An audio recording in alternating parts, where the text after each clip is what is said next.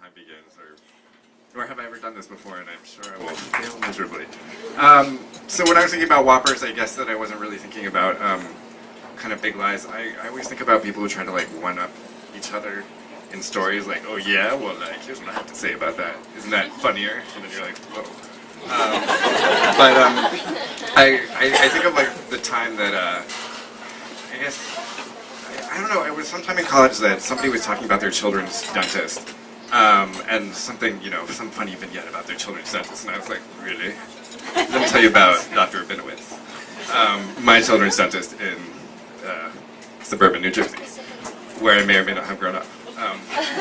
Anyway, I did it, and it all started, Dr. Rabinowitz was this amazing dentist. My mom had this falling out with our other pediatric dentist over something, and she was like, we're going to the next town over, so we did. And as it turns out, also pediatric dentists cost a lot less than adult dentists. So I went to this dentist forever, and I think I was driving myself to kind of the appointments, and there's little kids playing around, and I'm still here. But Dr. Rabinowitz, you know, he got to know who I was, and he was a great dentist, and kind of have to paint the picture of him as being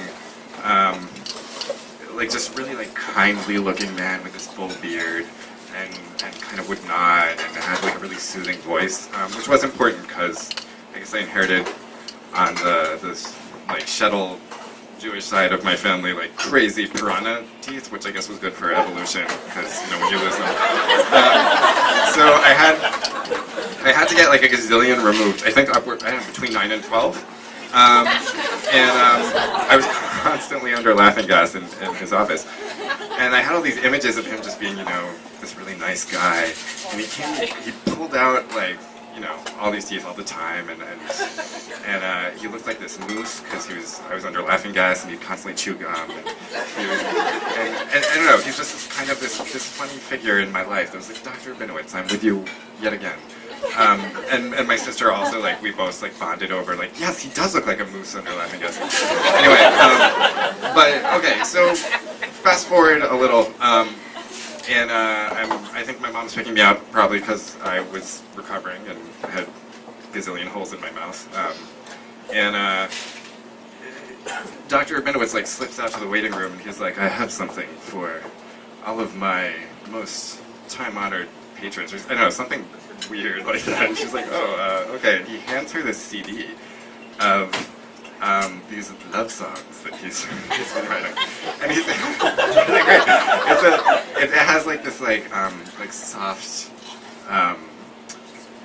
kind of creamy backdrop, and it's him and his wife, and they're sitting at the stage table with like one rose on it, and they have their hands clasped. It's called To Life, To Love, and it's a CD of a compilation of these songs that he wrote, and they're just him and a synthesizer, or like one other guy,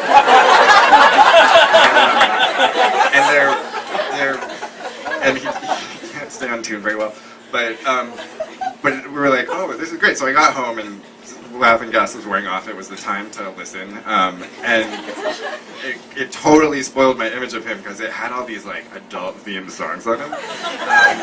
One of them was "My Baby's Got a One-Track Mind," and I was like, "Oh, Dr. Rabinowitz." And then there's the used to be's, where it was like, "Who knew that you would turn into the world's biggest bitch?" And he gets all like angry in it, and it was just this really disturbing kind of like, oh, Dr. Rabinowitz, you have a CD of your own love songs, and I wasn't seeing that coming, and this is all really weird. Anyway, so it felt like that's usually my throwdown story for like, so yes, for everything that's amazing about my dentist, and when dentistry stories come up, and I was feeling pretty good. But then we were sitting around at this time in college when it came up, and my friend, like, everybody's like politely laughing at my not so funny story about Dr. Rabinowitz. And she's like, yeah, I just find the secret lives of dentists so interesting. I mean, yours had a CD of love songs, and mine was a murderer. And her Whopper totally won, and that's her story to tell, but yeah.